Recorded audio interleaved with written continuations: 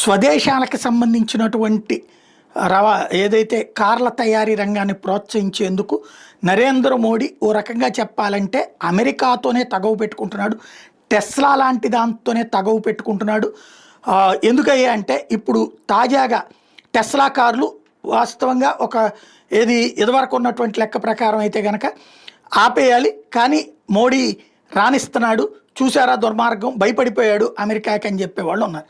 అది వాళ్ళ యొక్క తెలివి తక్కువతనం అనాలి. ఎందుకంటే ఇప్పుడు ఇదే టెస్లా కారు అమెరికాలో 32 లక్షలు, చైనాలో 30.5 లక్షలే ఇండియన్ కరెన్సీ లెక్కన, దుబాయ్లో 45 లక్షల రూపాయలు.